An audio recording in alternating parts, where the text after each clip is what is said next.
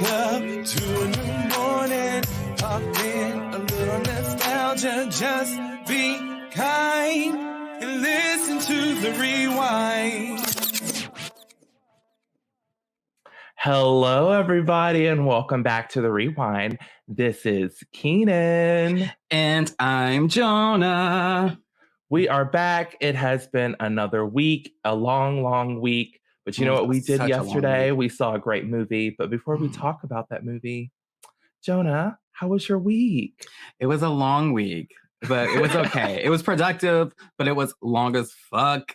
I feel that. I feel like I got why. a lot of shit done. But yeah, like I was even telling my mom, I was like, it was like not a crazy week at work. Like I got a lot done, but it was like uneventful.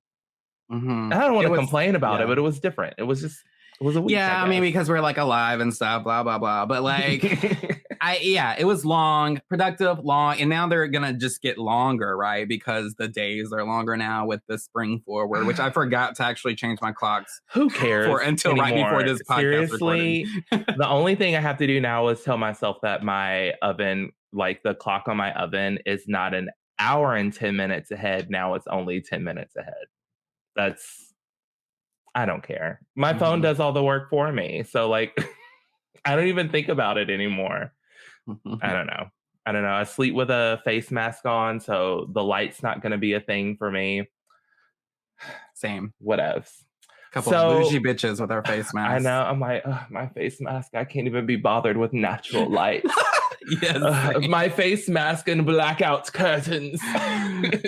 I'm like, it's so much better than everyone else because I have a face mask. Everyone else is getting woken up from the sun, but I get to sleep. Boo! I'm just listening to my thunder sounds on my Google Same. Home. I have the same sounds, Keenan. Oh my God, are we the same person? It's highly possible at this point. At this point, everyone's listening is like, yeah.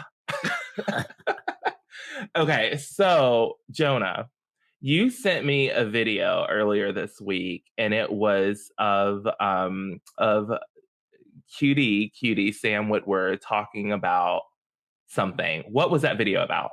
Okay, so Sam Witwer, you may know him from Being Human, that was on Sci-Fi Channel. It ran for like 4 or 5 seasons, and he was on Smallville, and he was on the Michael Rosenbaum podcast, Inside of You, and he was talking about how Michael Rosenbaum asked him this rumored question that had been rumored for a long time, that he and Allison Mack were engaged at one point. Which I had no idea. Yeah, but they weren't. They weren't. Yeah, I didn't know it was a rumor either, but apparently it was. And it all stemmed from like fans of theirs, fans of Smallville shipping them, right? And they shipped them so hard that this rumor developed that they were not only dating and stuff, but they were also engaged. And he told Michael Rosenbaum, he was like, I didn't even know the chick. I just worked with her. Like the fans wanted us to be together, so they just like made that up and they conjured it. They manifested that shit. Right. And then TMZ jumped on it, and then they developed a story that was totally false and off base and completely non-factual. And his publicity team had to step in and essentially threaten them with a lawsuit. Yeah, because like at that point, because this was during like the peak of the Nexium stuff, right? Or I guess all that stuff was like unfolding, and he could have lost work over that. Yeah, it was right in the heat of the Nexium investigation, and his publicity team had to step in and threaten TMZ with a lawsuit because it was risking his career. And then they backed off. TMZ did all these retractions, and I don't even understand the power that they are able to hold. Okay, so you know that TMZ like still exists, right? Yes, and now they have a video. Like I have a TV channel now. I got it because one of the accounts I manage received it's not an account that you follow, but it's like a recommended tweet or something, and it's like has like a little purple diamond or whatever by it. So it's like, this isn't an account you follow, but here's something you might be interested in. And one of the accounts I manage will like often get those from TMZ. And I'm like, A, I didn't even know TMZ still existed. B, why are they still around? And that one of those notifications, they had the nerve to talk about Britney Spears' like mental health or whatever. And someone commented and was like, why would y'all even go down this road again? Like, you've already fucked up once. Yeah. I'm like, why haven't all of the Britney Spears and Paris Hiltons and everyone that they harassed in the late 2000s just like not gotten together and found some way to do a massive civil suit to just bankrupt the whole thing? Because it's fucking wild that they're still existing, spewing the same kind of bullshit that they did like 10 years ago. Yeah. It's disgusting. And it's like, read the fucking room, TMZ. Like, it's no longer popular and attractive and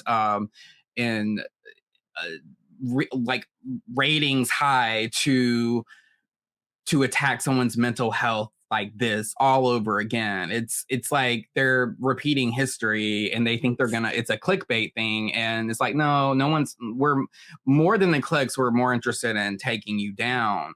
And when you and I were talking about that before, like we were talking about like they should all get together and like there should be like a movement, and the movement should be called It's Karma, Bitch. Yeah. Yes. At some point in time, I was like, let's stop this conversation and save it for the podcast so that we can actually have things to talk about up top. Right. This is our pop culture segment. Pop culture. Ooh, that should be the jingle. No, it should not. Oh, no, it should not. Okay.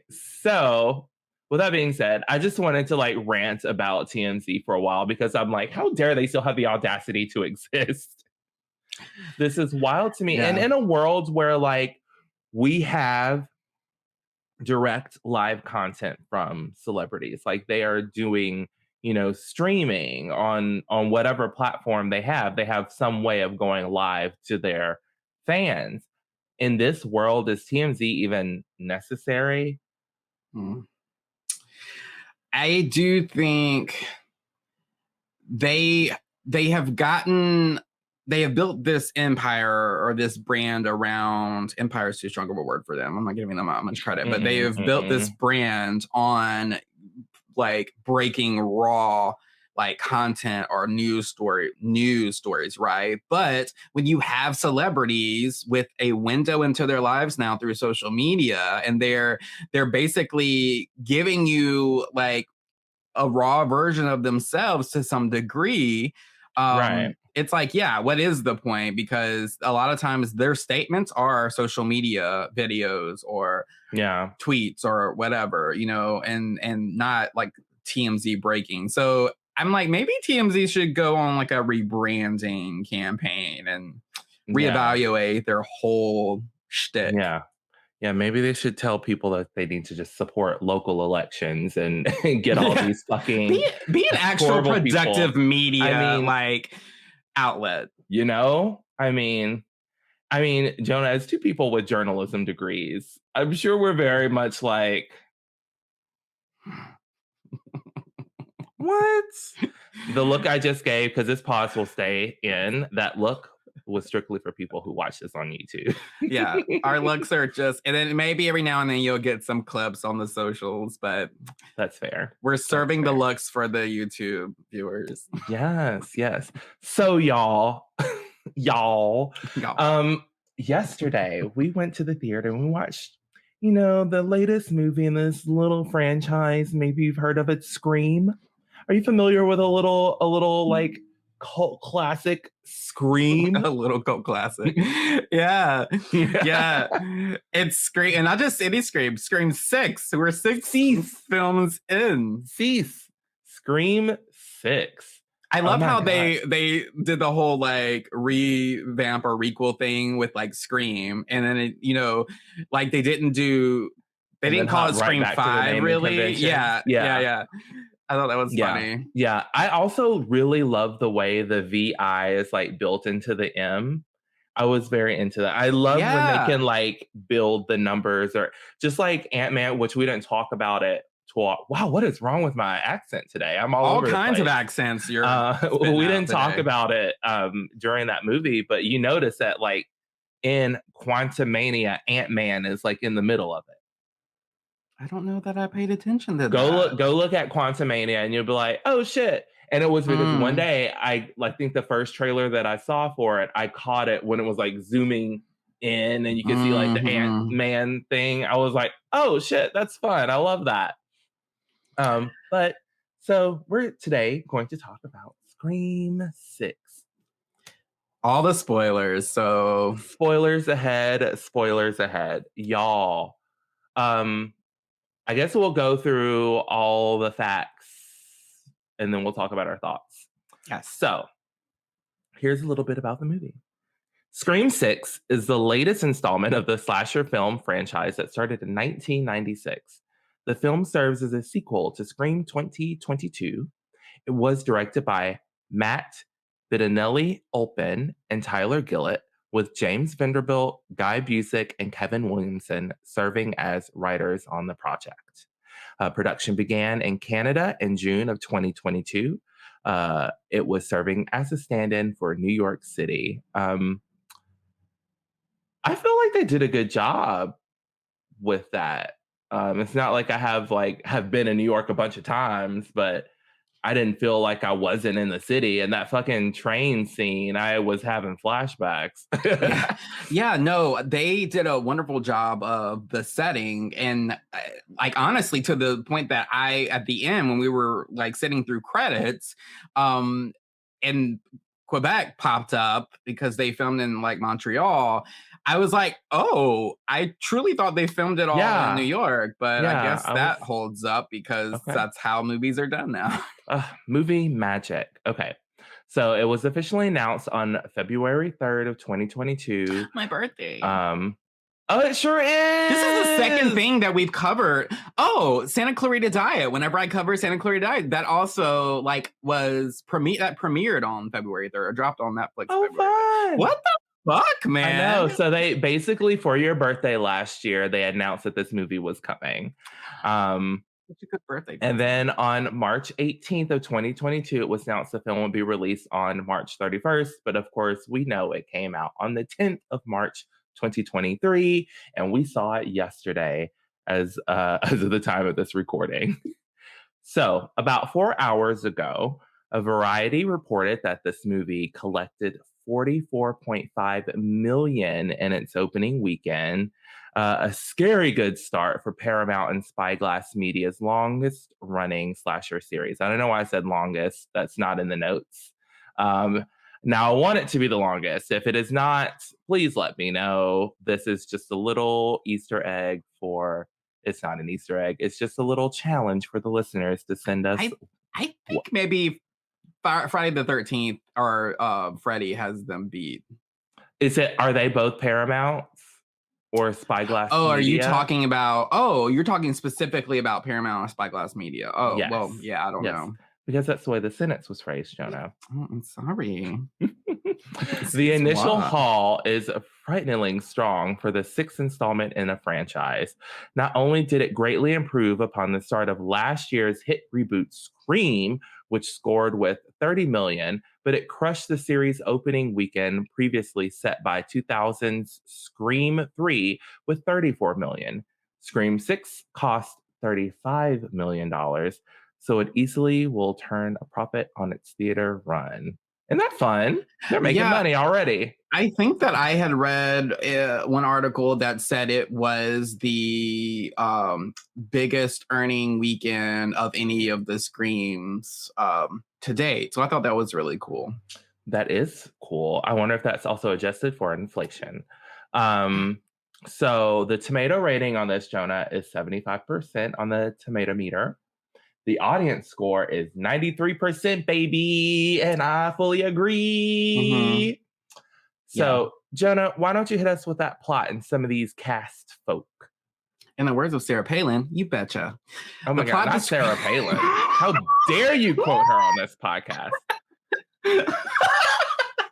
Blasphemy! Blasphemer. Okay. Sarah Palin. Delete that. Me looking at Russia from my house. Well, I'm like, was it Sarah Palin or was it Tina Fey as It was Sarah probably Palin? Tina Fey as Sarah Palin. You betcha was quoting. right. I feel like Sarah Palin said it maybe once, and then Tina Fey just ran with it. Tina was like, yes. Yeah. Let's snatch this up. Okay. So the plot is the plot description was super simple. In the next installment, the 4 survivors, our core 4, as they call them in the film, of the Ghostface killings leave Woodsboro behind and start a fresh chapter in New York City. The cast this is the main cast, Melissa Barrera as Samantha Carpenter, a survivor of the 2022 Woodsboro murders who is being accused of orchestrating the murders and framing Richie Kirsch. She helicopters over Tara, her little sister, acting as a new mother to her since being cut off by her own mother.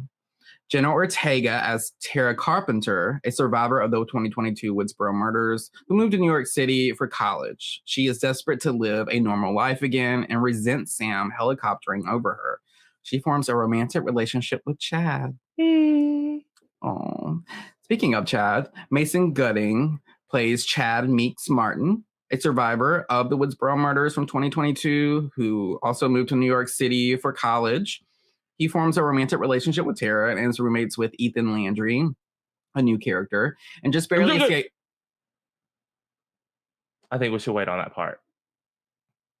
Then why'd you put it? I didn't catch it. I told you I pulled this all directly from Wiki Fandom, which we did not know earlier at the top. Okay, we can save it for later. Jasmine Savoy Brown stars as his sister, Mindy Meeks Martin, another survivor from 2022's Woodsboro slashings who moved to New York City for college. She dates Annika. We like Annika. We do love Annika. Annika is one of the side characters, but we'll get to her in a second. Speaking of side characters, the number 1 side character here in this film is our beloved legacy character, Courtney Cox, as Gail Weathers, a former reporter from Woodsboro who now lives in New York. Her relationship with the Carpenter sisters is strained after she, shocker, published a book about the 2022 murders. At this point, why are people even... Why are you surprised? Why are you surprised? She was going to write a book? I don't even know why you thought, like, what made you think she was not going to write a book? An animal of the same stripes doesn't change its stripes? Wait, no, that's not how it said. An animal doesn't change its stripes. Oh, is that it? Okay. I thought it was more clever than that. I think it's like a cheetah or a zebra or like a striped animal is specifically, I think it's like a zebra never changes its stripes or something like that. Oh, okay. Yeah, it seems a little anticlimactic for what I was going for, but whatever. Courtney, aka Gail, is attacked and stabbed by Ghostface and just barely survives with a weak pulse. Surprise, she survives. She survives. Let me just scan ahead. I know, bitch. You need to be highlighting these ahead of me, so I know. But it's all gonna get spoiled anyway, so it really doesn't matter, honestly. Okay, this is my favorite character comeback and star comeback. Hayden Panettiere as Kirby Reed. Yes, Kirby is fucking alive. She did not die in Scream 4, which you already knew that if you've been following the news of this Scream film, but it's really fun how they brought her back. So she is a survivor of the 2011 Woodsboro murders and is now a special agent in the Atlanta office of the FBI. She comes to New York City to investigate the new Ghostface killings. Love her as a detective. So fun. And she does give us like that same kind of snarky, sarcastic. I think I use the word snarky in every episode of our podcast. I'm so sorry for that, y'all. But apparently I have a very limited vocabulary. I just loves that very sarcastic, like Kirby classic attitude, and she brings that, but a slightly more low key and even killed, and I love that even more. Dermot Mulroney is Detective Wayne Bailey. He's a detective in the NYPD who's investigating these new slashings that are seemingly tied to the Carpenter sisters. Yes, and Woodsboro. Jack Champion is Ethan Landry. He's a student at Blackmore University and Chad's roommate. Liana Liberato as Quinn Bailey. She is a student at Blackmore University and Sam and Tara's roommate and Detective Bailey's daughter. Yeah. Devin Nakota stars as Annika Kayoko, a student at Blackmore University and the girlfriend of Mindy Meeks Martin. She's so cute. I love them together. Annika, yeah. Josh Segarra stars as Danny Brackett. The furry tits on that one, let me tell you. Listen.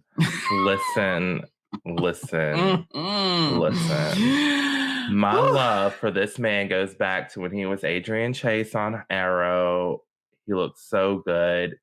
He was a villain, and just like if old Kang was like, "Come with me, I promise your world will be," I'd be like, okay. Same thing with Adrian Chase. Like, I would have been like, okay, yes, I will come with you. Sis, when he took his shirt off to iron his clothes in that one scene in this movie, and he bears his just perfectly like thick, like pecky, hairy chest, I'm like, my instinct was to just lay my head against it. I can't describe it. It was just like something inside of me, animalistic, if you will, that just wanted to go through the screen and just tackle him and just lay against his chest. Like, I'm currently salivating, so let's move on to the next person.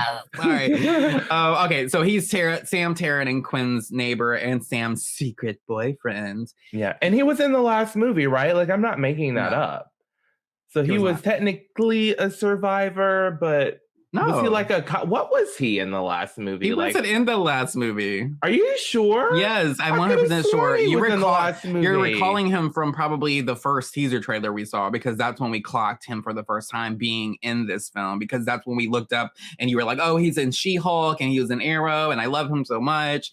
No, he was definitely not in any of the previous. I'm 100% sure. I would bet all of my organs. I don't know why I would do that, but I'm absolutely sure. Look it up. He warns Sam not to trust anyone, including him, in order to survive the new Ghostface killing. So, but we're still sus of him because newbie, you gotta be. Yeah. So we get some cameos. Geet Ulrich as Billy Loomis. He's in poor little Sam's head again. He is, as we know, her father and the original killer in the Woodsboro murders. When the murders begin again in New York, Sam starts to hallucinate Billy again, who tries to convince her to kill once more. And we were just talking about this off air earlier, about how he serves as literally her killer instinct, is what you said, Keenan. And I was like, absolutely the truth, because it's like he is protecting her, and like that voice that she's hearing is protecting her, which I'm kind of interested in how she's able to hear and see him so clearly. It's never met him. Psychosis. Her psychosis has a lot of clarity. Psychosis is manifesting in a poorly de-aged, gray tone version of Skeet Ulrich. They really should have rubbed some rose quartz on him before the scenes in this one. Him needing a jade roller and some serum before recording. Stop. He looked puppy as fuck. That makeup did not help him out at all. It did not. So I figured we will do this the same way we did our last Scream movie, by going through it death by death. Okay, so we start the movie with a very pretty lady at a bar. She is waiting on a date, and played by Samara Weaving. Oh, do we know who she is? Yes, we know who she is. She's a movie star. Let me once again break down a movie star for you that you don't know. Okay, Samara Weaving was in, what the fuck was that movie? It was so... If they're a movie star, you don't have to say what the fuck was that movie. No, she's a movie star. I'm telling you, she's really popular. I just can't remember the name of the movie that she was like. It was really big. It was a horror movie where she's a final girl. She plays a final girl, which is why I said it's really funny and interesting to me that she signed on for this role to be the first one who gets killed. And she is a final girl in the movies that she normally stars What is in. her name? Samara Weaving. What Weaving? Samara Weaving. Okay, here we go. Let's see. Samara, girl, what have you done? Movie star. I feel like you're very generous with that term. No, she is. Okay, she's a star and she's in movies. It's literally that simple. Have you not pulled up her IMDb yet? I'm on it, and I'm like, she was in Bill and Ted Face the Music, and that's the only thing I've seen on here that I've heard of. Okay, let me go through her IMDb real quick, and I will tell you what the Ready or Not. That was it. Ready or Not was that 2019 movie where Never heard of it. Well, it's because you stick to a very specific type of content, Gina. Yeah, but if I have not like seen your face on things, like I feel like you're very generous with the term movie star. She's also in The Babysitter. She's in the Babysitter series or not series, but it's a series of films well, it's 2 films, I guess, on Netflix. It's really popular on Netflix. And she's really good in that one. She's also in that 9 Perfect Strangers series on Hulu. She also was in Mayhem, which she co-starred with what's his name from Walking Dead? Glenn. He played Glenn. What the fuck? Asking the wrong person. Oh yeah, she was in Ash versus Evil Dead. Forgot about that. Yeah. Anyway, she is an up and coming movie star. Okay. People know her. An up and coming actor. She's an up and coming actor. Okay. Just like you call every movie a film, I'm like, every movie is a film, technically. I think it sounds more, as someone who is very cultured and well-traveled, I'm surprised you don't call it films. Well, because I reserve film for certain movies. Like what? I don't know, shit that people would consider classy or artistic. Like, not every movie I would consider a film. Like, all the superhero shit that I love, I would not consider any of those films. Technically, it is, though. Yeah, but I would not call them that. Okay, continue. No. But anyways, Laura, or Samara, is a fucking film professor who teaches about slasher movies and got film studies, yeah, talked into a fucking alley where she proceeded to get murdered. Now, I wish I could describe to you guys Keenan's reaction to this scene. Like, he was so perturbed. He was so upset, and he was verbally harassing this bitch as she was being lured into this alley. Annoyed. Like, the first moment, because the moment he was like, you won't believe this, but I'm lost. I was like, bitch, don't go outside. Okay, she's going outside. Is there an alley nearby? Don't go in that alley. Why is she walking down this damn alley? You could see it coming from a mile away.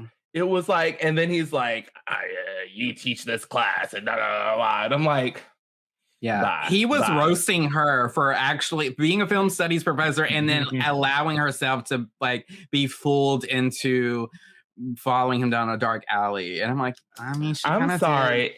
In the year of our Lord 2023. Who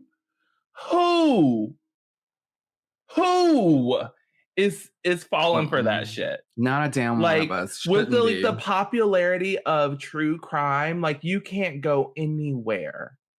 I don't want to walk down a dark I don't want to walk down an alley in the middle of the day. You're in New York City and someone you just met online is trying to get you to come. And I don't even think he told her to come down the alley. She just started walking down the alley. I was like, yeah.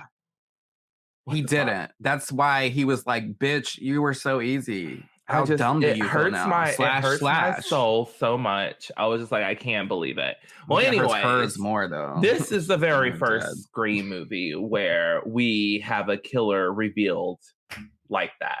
So as soon as I love that. was so good. It was very rewarding. It was like, he okay, I like the this. mask, and it's none other than Tony Revolori, who you might know from the Spider-Man trilogy with Tom Holland. He played Flash Thompson, who was like basically always trying to go around telling everyone that he was Spider-Man's best friend.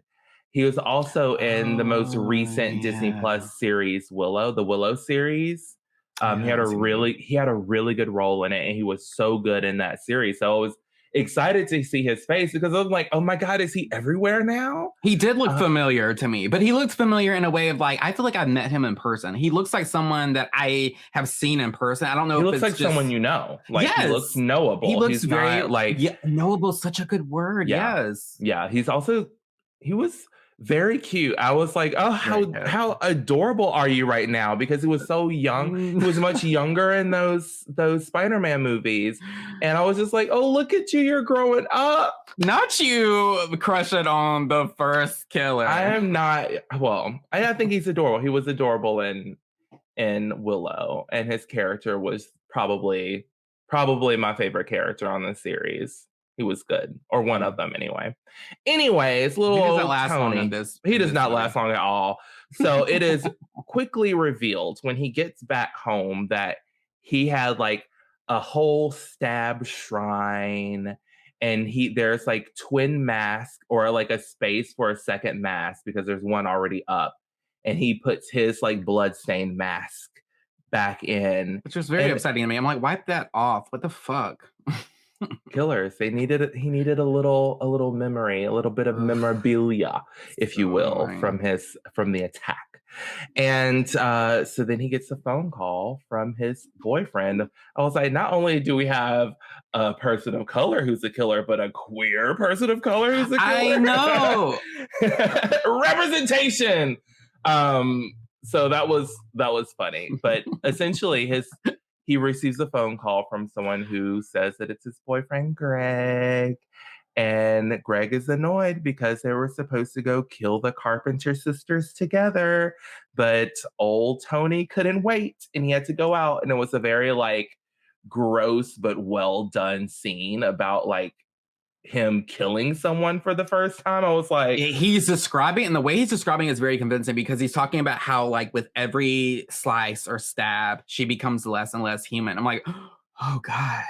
I was like, okay. And then so whenever he gets the killer who's masked asks him, do you feel like an animal or something like that? And he's like slashing at him, and I'm like, fuck, that's so satisfying. Right. Oh my God. It was just like, and so like Ghostface came over, and I'm like, is Ghostface protecting the sisters? What's happening now? Yeah, I'm like, but Jonah, how does Jason find his boyfriend Greg while he's playing like warm or cold throughout the apartment with the First of all, every time the killer makes them play warm, like, or hot or cold, that whole game of like, you're getting warmer, you're getting colder, that shit freaks me out so much. My feet were sweating so much. Well, I'm always like, why is your back unguarded? Like, just like walk along the wall or some shit. Guys! So I was just expecting for someone to just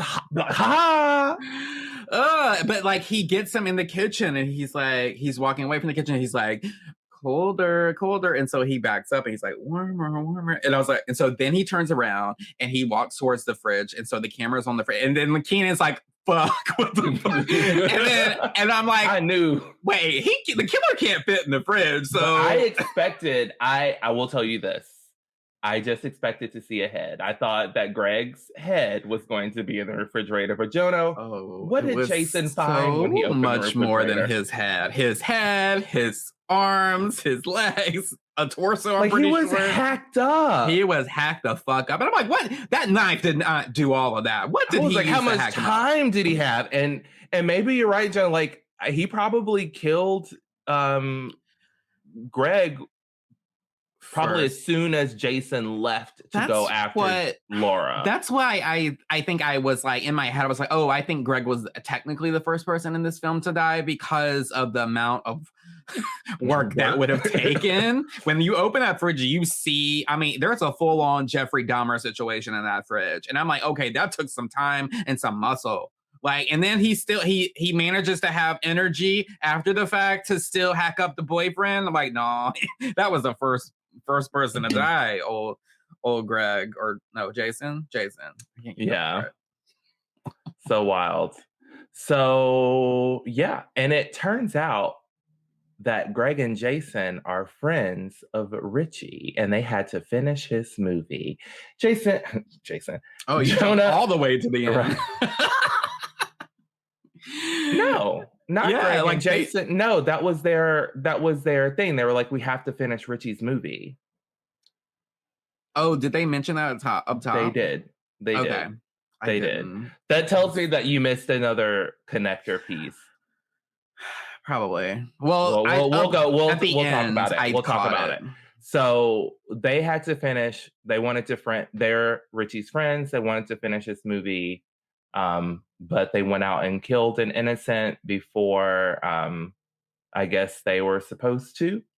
And old Ghostface got him. Mm-hmm. So we find Sam, one of our core 4, our survivors, one of our final girls, if you will. She's with her therapist. And she's been a little coy during her session. She's not really letting him in on all the deets of why she needs to be in therapy. Having that, serial killer father who defeats the purpose of therapy. I was like, why are you even why are you here? Why are you here then? And so he pushes her just a little, like just enough to be like, either you talk to me or we're done. She's like, okay, fine, I'll tell you everything. And she's clearly had other therapists before. So it feels like if you weren't comfortable to just say that to him, then maybe you need to, I don't know, move on. Going to therapy. Yeah. So she breaks it down. She's like, this is who my dad was. Me and my sister were attacked. I had to murk this bitch so I could save me and my sister. And you know what? It didn't feel half bad. Yeah, she's like, it felt right. But okay, so when she said that, I mean, is it me or is like, I'm really not hard on Samantha because I get why from one angle, it's like, yes, it felt right because she was killing a killer and she was saving her sister and defending herself. So yeah, it makes sense that it felt right. But I think maybe what she was saying was the killing itself. Like the act of taking a life felt right, maybe. Yeah, no, that's exactly what she was saying. I don't think it had anything to do with it being self-defense. I think it was the fact that she actually took a life. That she was like, I didn't hate it. And that's a continued theme throughout this film that I really enjoy that they're doing with. I really like that they're doing that with that character because it's flipping the script, no pun intended, but a little pun intended, on the whole Sydney embodiment, that character, right? Because like the final girl, Sydney, was like pure goodness, like embodied through that character, right? And only took a life out of defense or helping others, whereas Sam, she's half doing that, but she's also, there's a whole psychosis element there, and she enjoys the killing, and there's this ongoing will she, won't she, like will she or not become a killer herself, a serial killer, and following her dad's footsteps. And so I like that it's continuing. There are these things that happen throughout the film where it's like it's a window into that. Like when she tasers the guy in the balls at the frat party because he's trying to literally drag her sister up the stairs and like, God forbid, take advantage of her. Like she's like, she comes up and she's like, I'm gonna tase you in the balls now. And she literally does it. She tased him. It was a very gorgeous scene. I loved it. I probably screamed. What does that do to your balls though, I wonder? He didn't need to have kids anyway. The fact that I can't remember with the guy, the fact that they called him Date Rape Frankie was already, yeah, that's how Chad referred to him. I was like, if that is the name that people refer to him, that is already an issue that he's still allowed to exist in that fucking school. That gross. Yeah. So I guess since we're here with this about Sam, I do want to talk about this because it's something I noted. So we learn that after the events of 2022, someone, Westboro Truther, that name lets you know what kind of shit they're talking about, has decided to paint Sam as the killer who has like framed Richie and crazy ass Amber. That bitch was so crazy. Both of them were out of their fucking gourds. And so, of course, there was this growing belief amongst people that Sam was actually the killer. And I was like... She orchestrated the whole thing with Richie and Amber and framed. Well, that's the thing they say she orchestrated, but then framed. And so that's... Okay, so basically what they're saying is that she was the one doing the killing, killed Richie and Amber, and blamed everything on them. So what every killer has tried to do in every movie, basically, they're saying that she did. Right. But that doesn't hold water to me because there were literal witnesses. Yeah. And reputable witnesses, Sydney and Gail. But Jonah, stop acting like you don't live in this world in 2023. Facts? Witnesses? Like, facts, yeah. Who the fuck cares about that? Like, hashtag fuck facts. They'd much rather say that the dark-skinned Latina is the one who was killing people and that she framed these white people. And that I had an issue with, and I couldn't remember if there was ever a storyline with Sydney where people... I know there are times where people were like, being around her is a death sentence, that kind of sentiment, but not like she's responsible. She actually did it. That never happened to Sydney, did it? I don't think so, but there definitely was a stigma around her. So like she had that stigma of being like, oh, if you hang out with her, if you become friends with her, you might end up dead. Yeah. But not that she did it. So she was still a victim in that way. But Sam doesn't get to be a victim. Yeah.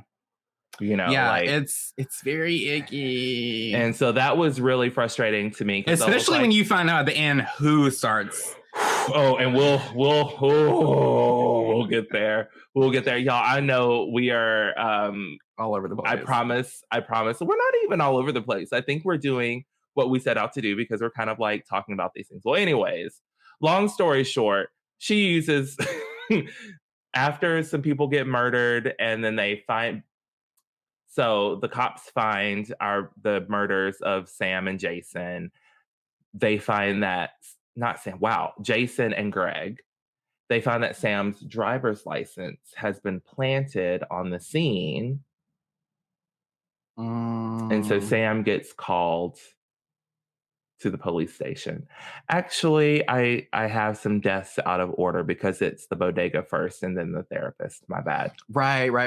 Okay. I was having some issues remembering that. And now as I'm saying it back to myself, I was like, oh, fuck, I had it right the first time and I flipped it because I thought I was wrong. Oh, and then we want to talk about how he gets killed. It's kind of like... Well, let's do the bodega first. Okay, yes. And then we'll get to the therapist. Oh, the bodega scene was so intense, Keenan. Yes, it was so good. So, it's truly one of the most intense scenes besides so basically, they realize that they have to go back to Sam has to go to the jail, prison, police station, whatever the proper word for that is, to go talk to Detective Bailey, who is her roommate Quinn's father. And as they're walking down the streets of New York, don't call a cab and just go from your building to the cab and from your cab to the police station. No, we're going to walk to the police station, though we know that Ghostface is after us. So while they're on the streets, who calls? Yes, it's our good friend Ghostface. And he does all of his, he doesn't ask them if they like a scary movie, but he does his menacing voice. And but he gets then he fucking like jumps out and out chases of fucking them. nowhere. Because if you've ever been to New York, there's a fucking dark shadow everywhere. You might as well be walking in the middle of the street, so you can't have anyone coming at you from either side. Then they come up from the sewers. Fucking Ninja Turtles getting you. Not Ninja Turtle Ghostface. No. Worlds collide. I would truly just jump off the ladder. Like, nope. The ladder. That ladder scene. There were so many of those scenes. So many just good fucking... The kill scenes were top tier. So as he's chasing, they run into a bodega, and I'm like, why are you going in there like this small closed space? Oh my god! No, but there's a sense of security, right, when they run in, because you're like, surely Ghostface is not going to follow them into this very well lit bodega full of people, not the NYC Ghostface. NYC Ghostface don't give a fuck. Not a single fuck. Because there is this Ghostface, and they say it at one point in like the trailer. I don't know if they actually say it in the movie, but I know in the trailer they say it like, there's never been a Ghostface like this. And it's true. Yeah, this Ghostface was coming for them. So he comes into the bodega, and they run in, and they're like, help us, this guy's after us, he's trying to kill us. He comes in, of course, some big burly white dude's like, you ain't gonna do shit to me. They're in New York. I don't know why he's talking like that, but that's the voice I'm giving him. And Ghostface just does that like... Yeah. Right. He just stabs so fast. Gets him. Oh, the stabbing was so brutal. Yes. It's so vicious. And I've said this in past movies. It seems like anytime you've seen a Ghostface stab like that, it's a girl. When they reveal the killers, it's normally the lady killer. Because Sam stabs that way as well. Mm-hmm. Can we talk about, speaking of Sam, how shocked Sam and their faces when he comes into the bodega, they're looking like, what the fuck? He's actually coming in here? It's like, so funny. And meanwhile, we're all looking at the same way at the screen, like, he is actually going in there? So, of course, like, he kills that guy. People are getting the fuck up out of there. And the bodega owner, like, I thought he was coming. He was ready. He had to... Boom! He misses. No one in this whole entire fucking series can aim a gun worth of shit. I feel like Gail was hitting her marks. She just wasn't hitting the right thing. Fair. She was hitting every point in those doors she aimed at, she got. I do think Sydney is a pretty good shot, too. Well, wouldn't you be? She said, I'm Sydney fucking Prescott. Of course I have a gun. The way she shot into that closet unapologetically. And I told you to get out. I told you to get out. I said get out. You didn't get out. Yeah, now you're limping, bitch. Yeah, she was so unapologetic. It was so funny. I love it. Oh, so good. Oh god, it was just good. Anyway, so like, there's like, Ghostface wrestles with the bodega owner. Like, of course, fucking Ghostface gets the gun, shoots the bodega owner in the face. And then it's like creeping, and it's just like all of these chase scenes. I was trying to explain to a friend earlier. I was like, they were chase scenes, but they weren't real chase scenes because they were in small spaces with the killer. Like, it was the bodega. It was the apartment. Both apartments, because it was also Gail's apartment. Oh, yeah. She had a bigger space, though. She had a bigger space, but they was still like, it was almost like mini bottle episodes. Like, you could put those scenes out there, and they're just like, oh my, they're just so fucking intense. I just, I'm going to go ahead and say it right now. This is probably my favorite Scream. Really? This is probably my favorite Scream. That's movie. A big deal for you to make that claim. Yeah. I guess I really love the first one. I like the second one, and I don't think anything's really like topped the first one for me. Like, I've liked them all individually, but like, I really love the first one. And this is the first one to me, maybe because it is the first one where it really feels like their own. Like, because I'm gonna say this and probably spoil the rest of the podcast, but like, when the killer isn't revealed to be anything attached to our original crew, like, the rumor was that it was going to be Stu Macher, and spoilers, y'all, it wasn't Stu. Oh, that was a rumor for this film? Yeah, there was a big rumor for a while that there was also a rumor for the 2022 film. I'm like, can we let that go already? Which I wouldn't mind, especially because it felt like they were trying to play with this idea of like a Ghostface cult. And I was like, what if Stu survived? He lived and he was just like collecting crazy folks in New York. TV falling on his face. Kevin Williamson has already asked that. Did he? Okay, yeah. See, I didn't know that. Yeah. I didn't know that. But like but I'm not one of those people who like builds up something or wants to see something so much, and when I don't see it, I'm just like, man, it wasn't any good because I didn't get what I want. Right. No, like I'm gonna still love what they give me. I'm gonna appreciate it. I'm like, I think just speculating, fan theories are fun. They're fun. It's fun to speculate. Just don't put too much energy into it because don't marry the theory. Yeah, just like speculate because why the fuck not? It's fun. But oh god. Anyways, long story short, our girls get away. They run out. The cops are there, and Ghostface leaves the mask behind. He also left the mask behind at Greg and Jason's. And we find out that this is intentional. Yes. So the masks are essentially counting down from past movies. So I realized very, very early that eventually they were going to get to her dad's mask, which they did. So Sam has to give an alibi for where she was when Jason and Greg got murdered. She was like, I was at my therapist's office. You can go to him.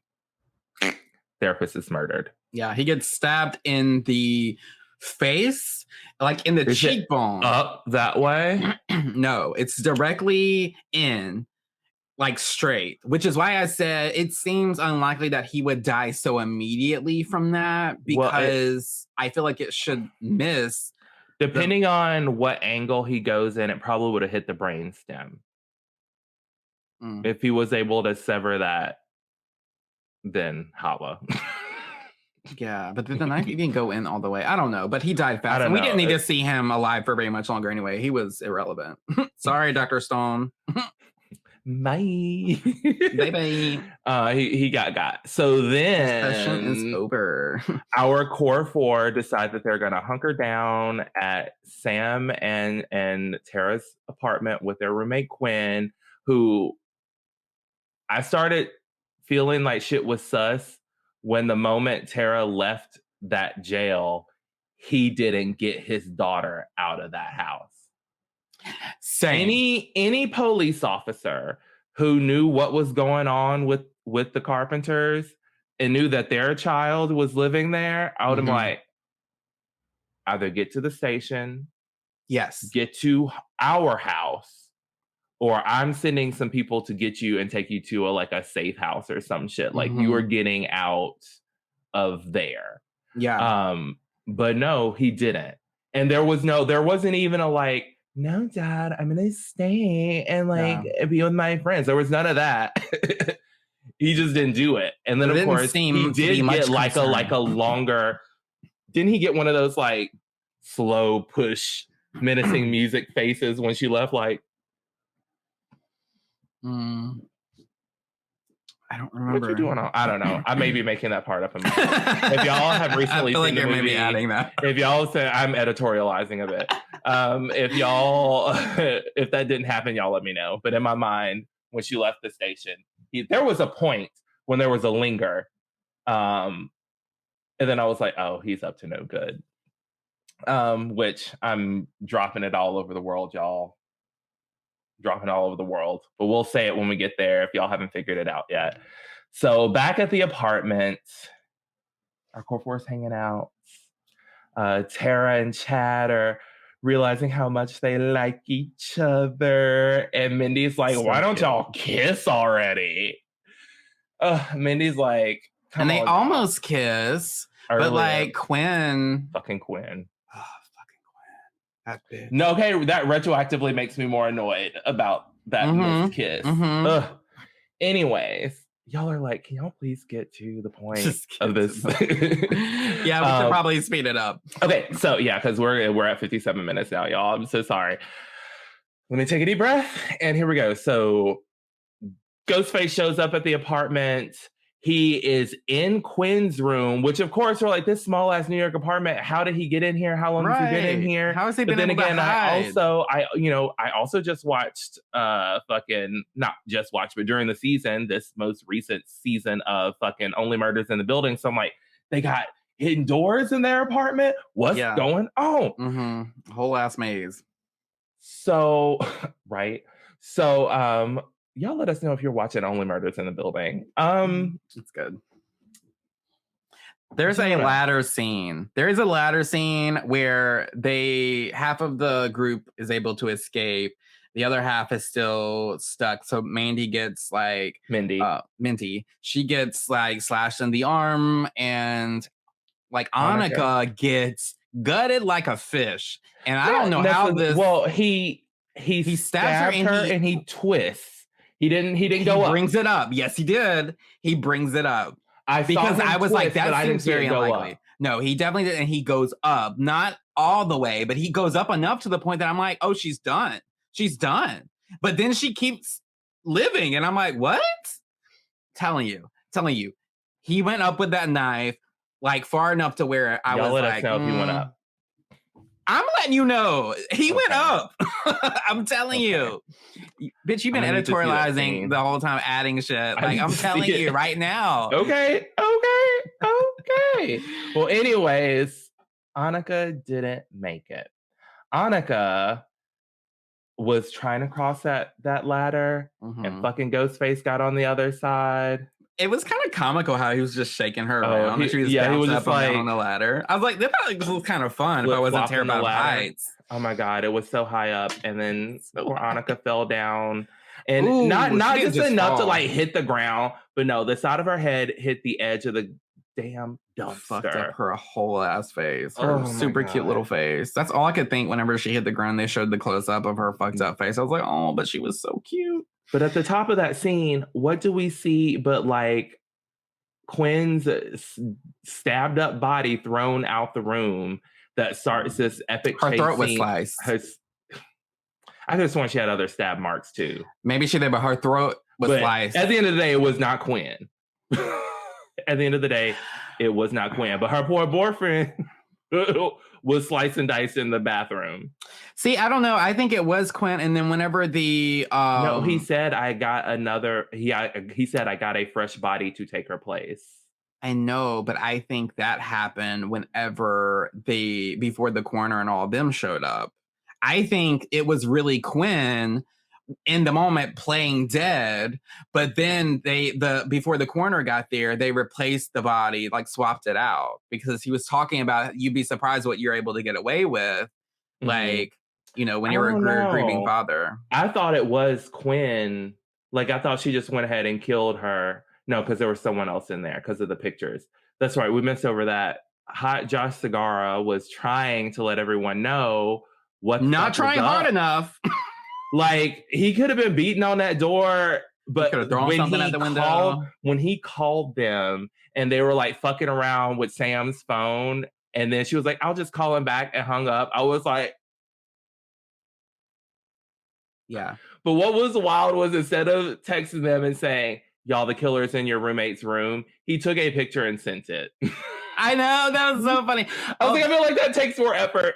Also, in hindsight, like, I'm a bit salty now that Quinn had the room with the view right into his, like, apartment where you could clearly see him naked all the time. I'm like, why does she get that? Like, that's so unfair. That should have been Sam's room, but whatever. Maybe Sam had a bigger room. I don't know. I want to know how much this magical 3-bedroom apartment in New York, how much were they paying? The 3-bedroom apartment that we only saw the one room or the 2 rooms. No, I feel like we only just saw the 1 room the whole time, but whatever. Yeah. I doubt that Tara and Sam are sharing a bedroom. I don't know. There's a lot of helicoptering going on. I don't know. Anyway, Annika dies in a really fucked up way. Go off that ladder. So they decide to figure out how they're going to capture him. And they're like, oh, we're going to lure him somewhere in the park, and we're going to use Sam and Tara as bait.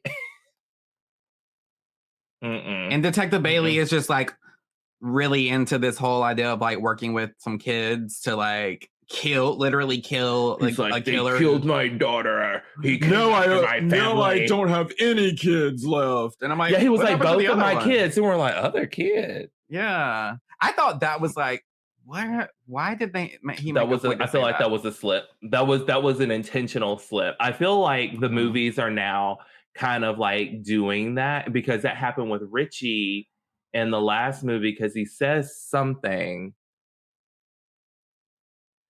I feel like he says something in reference to like the way someone acts in all the movies, but he said he'd only seen one of them at that point in time.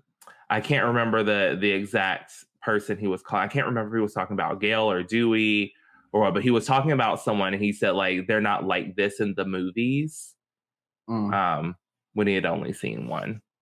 So I'm like, are they doing like little things that like, because I feel like everyone's like, you know, trying to be a detective throughout the movie to figure out who the killer is. Speaking of Gail, fast forward to the scene in Gail's apartment, which is one of my favorite chase scenes in this whole. It's so good.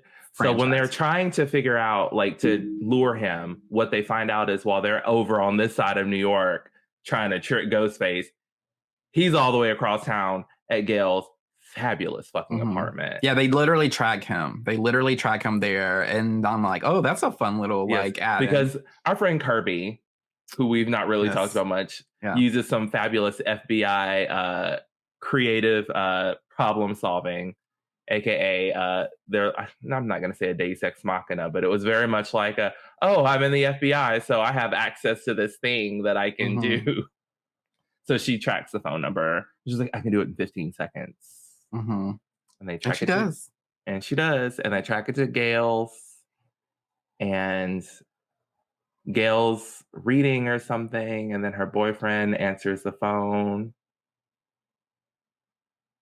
He says it's the killer. And she's like, give me the phone. And she does that. The scene only works with Gail. Like that, that interaction with the killer. I am a bit disappointed that whenever he says he says it's the killer and she gets up, I'm like, oh, she's going to get her gun out of like the coffee table or something. And nope, she just goes and she's like, hand it to me. And then she's talking. I'm like, I did feel like she would have at least picked up a knife.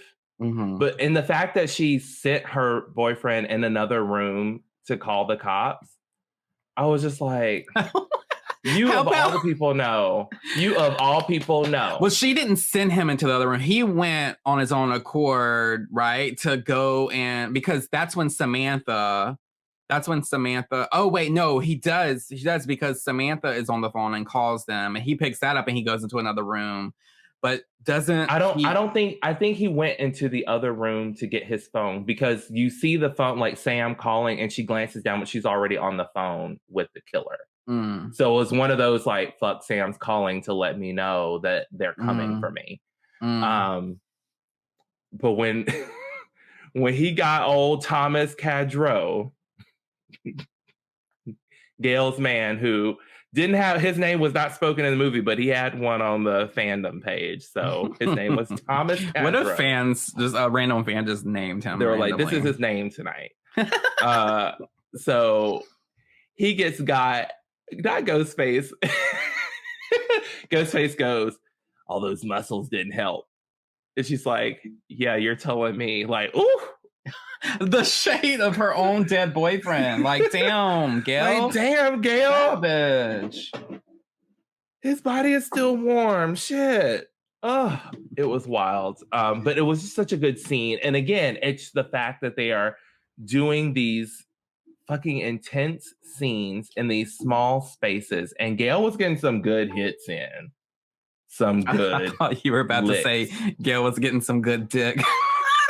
I mean, she was until Thomas got. Oh, poor Tommy. The way he just threw him.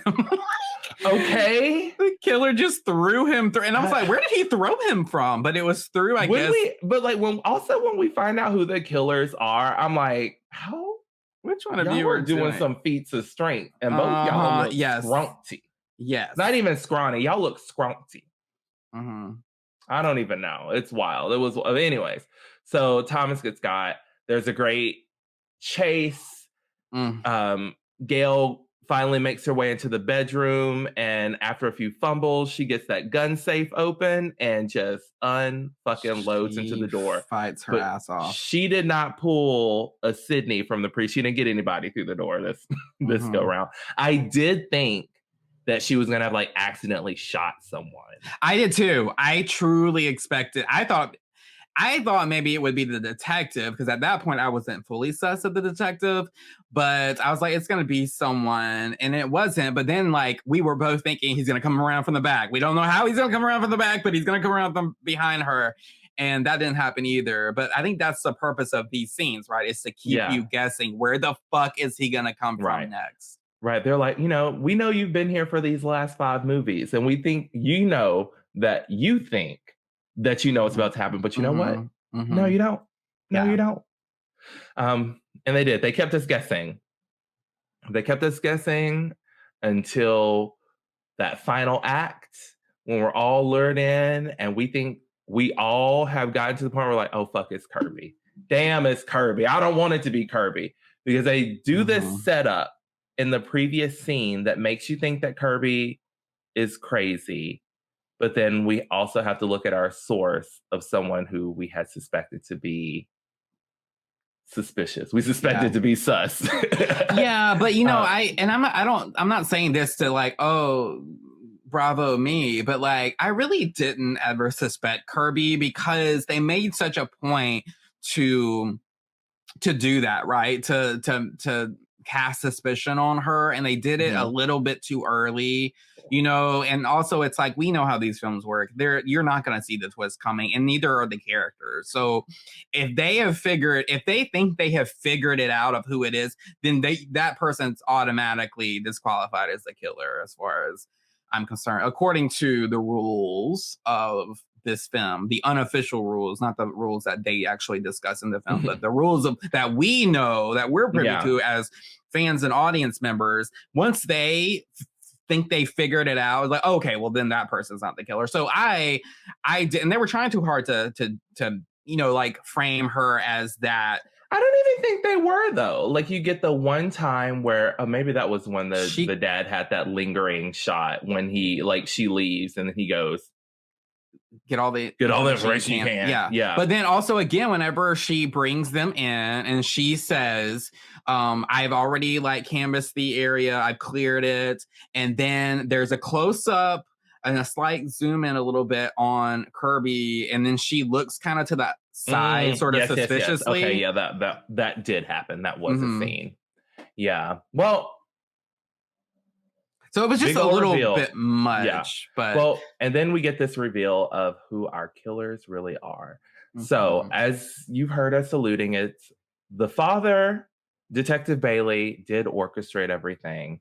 But Jonah, this being the first Scream movie with 3 killers, tell us who worked with Detective Bailey to be Ghostface Killers 3 in Scream 6. It was the roommate of Chad, Ethan. What's his last name? I forget. He was so forgettable. Yeah, and I when think he that was just the like a side character, he was very forgettable.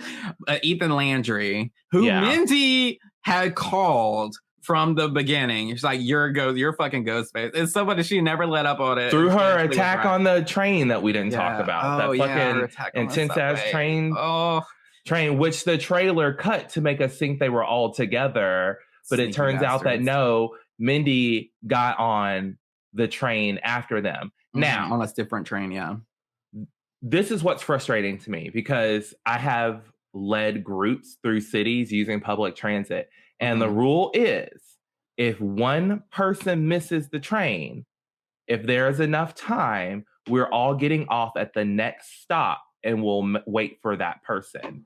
And the fact that they didn't all get off, and it wasn't the conversation via text, we will get off at the next train, we'll meet on the platform, and then link arms and board together. Yeah. Honestly, I don't even think they needed to get on the train they got on in the first place. They could have waited like 2 more trains to get through that rush. Well, that's one of many really poor decisions, right? That these characters made in this film. There's also like when they get into the the sanctuary, the Ghostface sanctuary, if you will, with all of the memorabilia, the literal kill box, like they split up. And it's like, what? Immediately. Why? It's like they wasted no time. Immediately. I'm like, okay, y'all have survived this. Why are you not all sticking together? I don't get it. I don't get it. Who was the third killer, Keenan? Share with them. Who is the third person? That roommate Quinn. The roommate Quinn. They found a fresh body to swap out for her, which meant that some poor unnamed redhead got to take Quinn's place. Oh, that's so funny. That probably is a good point because I just assumed it was a cadaver they just had in the morgue. No, because he said fresh body. Well, maybe it was, but in my mind, they just killed someone else. Yeah, that makes more sense. I think that's they more ruthless. Killed another person just to like take her place. And then those scenes are so good when the ghost faces come and our handsome protector Chad is trying to keep them at bay. They get him, y'all. He does fight them good, but then he gets some good licks in, and then those damn Bailey kids. They just started going at him like a fucking pincushion with like full fury. And he was like, run. He was like, the look on his face, and he's telling them just go run. And I'm just like, like, no, Chad, this is the second time they got you. And this was like right in the middle of him and Jenna making out, him and Tara making out, right? Yes, with their backs wide open to everything around them in the kill box. And she gets stabbed. I didn't see that come out. I thought it was going to be him. Yeah, they got her in the shoulder. Yeah. It's out of control. I was so sad. I was just like, damn, not Chad, damn. But there was some foreshadowing happening. Not the foreshadowing we thought that would happen. I think, suspected probably he was going to get beheaded because there's a intentional moment where like they make a comment about beheading, how that's they talk about they talk about how intense like the kills in franchises can be, and Mindy goes, even beheadings, and it's like, beheadings? Yeah, Chad's like, beheadings, and then Keenan and I were both like, oh no, he's gonna get beheaded. I was like, not a foreshadow, but it did kind of pay off. So like during the fight, one of the mannequins with the mini murder memorabilia pieces gets beheaded, and he ducks and goes, beheadings. I was like, oh, Mason Gooding, why are you so delicious? And then we find out that there is not just two ghost faces, but the third is revealed to be Detective Bailey. And he comes in because at that point they're positioning it to where like Kirby comes back into the room. She's like blood soaked because she claims she was attacked, and she is like holding out her gun, and she's trying to tell them what happened, but they're not believing her. And so then Detective Bailey comes up in regular attire, not in Ghostface attire, and he pulls a gun on her, and then he has this devilish grin and he shoots her, and that's when the Ghostface comes up next to him, and then they all line up and they do their whole reveal. The way they play that off is great because it looks like Ghostface is running up to stab him. Yes. And that is what makes them not trust Kirby even more. And then like as he shoots Kirby, and then Ghostface kind of stops and just like with the knife, and it's like, fuck. Because at that point they knew they fucked up. Kirby had the gun. Oh my gosh. But another great like chase fight sequence, because the Carpenter sisters were going back to back for it. Just with nothing but bricks. With bricks. Which reminds me, when I was little, my mom used to tell me, if anyone ever tries to hurt you, grab the closest thing to you and knock the hell out of them. And I was hearing her words when they picked up those bricks, and I was like, yes, girls, get them. Yeah. And they put up a fight. They put up a real good fight. They eventually like stab Ethan. Quinn gets shot in the head. And then Detective Bailey sees Quinn get shot in the head, looks at Sam. Sam clicks her gun to get him. She's out of bullets. And she's just like, fuck it. And they like run at each other. And he's running at her, gun pointed and up, but not shooting, just never screaming. And she gets that ass. They fall over the banister. And I was like, oh, not him dying like the master, thinking he got impaled when he fell on that box. I wonder what you meant by that reference. I didn't catch it right off. Yeah. And then when he got up, I was like, oh, he didn't get impaled. Never mind. But how fun would that have been? That would have been way too easy. Well, that's how they got the lady in Hand That Robs the Cradle. She fell out the window and onto the white picket fence. Oh, yeah. Oh, that was so poetic. God, I fucking love that movie. I haven't watched it in years. So good. We should cover that on the podcast, Keenan. Oh, God. It's a throwback. Oh, my God. Yes, so good. But at the end of the day, we get our killers. Who turns out to be all Richie's family. Richie's family. Yeah, we didn't say that earlier. So when he referenced his other kid earlier, he was referring to Richie. And I think that maybe at some point he was like, well, I didn't mean to say that. My bad. But then it's like, how good were you acting? You knew she wasn't dead. Like, when was the moment, Keenan, you knew that Detective Bailey was one of the killers? I was suspicious of him on and off. I got even more suspicious when he didn't tell Quinn to move out, or like didn't get her out of the place. And then I think it felt after he got the information about Kirby and he calls him, I feel like the music got very sinister. There was just something felt off about it. But I didn't fully trust him, period. Right. I didn't fully trust him. I never fully trusted Ethan. Quinn, I was feeling sus about, and that's just because I kind of didn't like Quinn.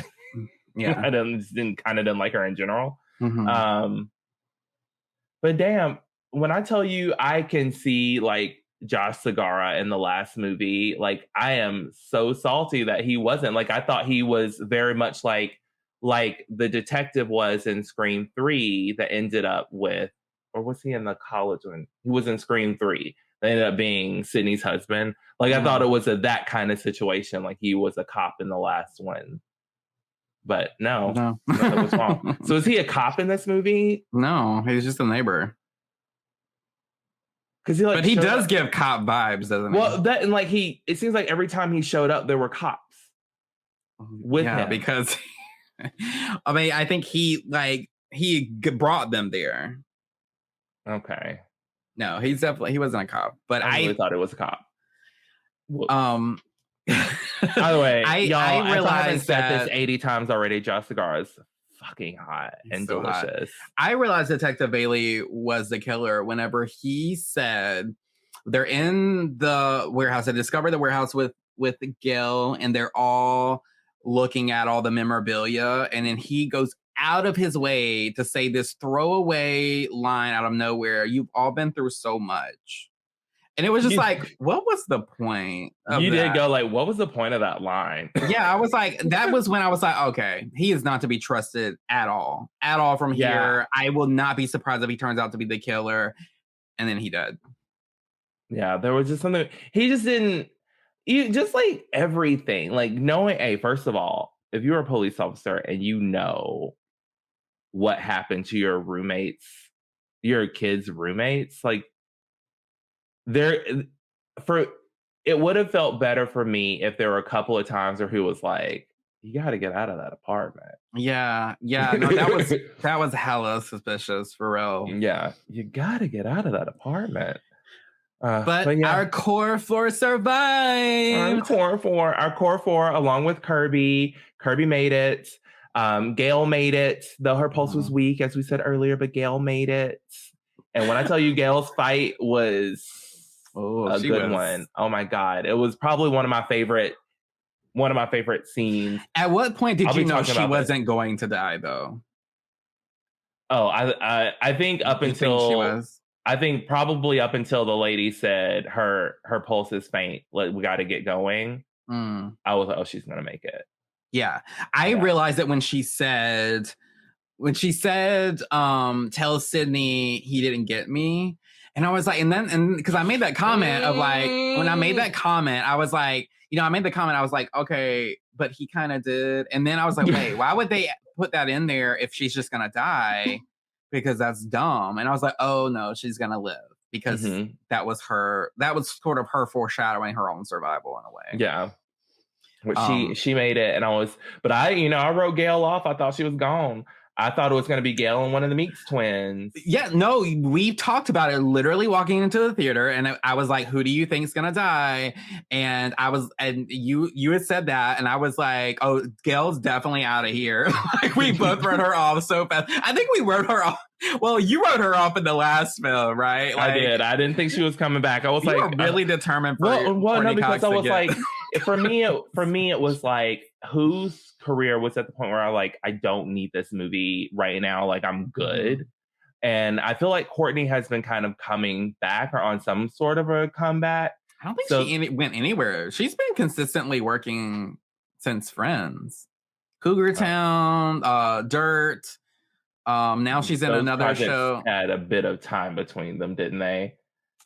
Dirt got canceled. I feel like Cougar Town ran for a while, but like, Cougar Town isn't everyone's cup of tea. It was a show that I maybe caught on syndication, and I've recently tried watching it like during COVID recently, and the jokes were just so cringy. I couldn't. I was never interested in it, but apparently it was a popular series. Yeah. But I love Busy Phillips, so I was kind of like, oh, let me check this out. I liked Courtney and Dirt. Like, Dirt was my shit. But I'm not a Friends head. I say often that I should do, and you've even told me to like do reaction, but like watch Friends and do reaction videos.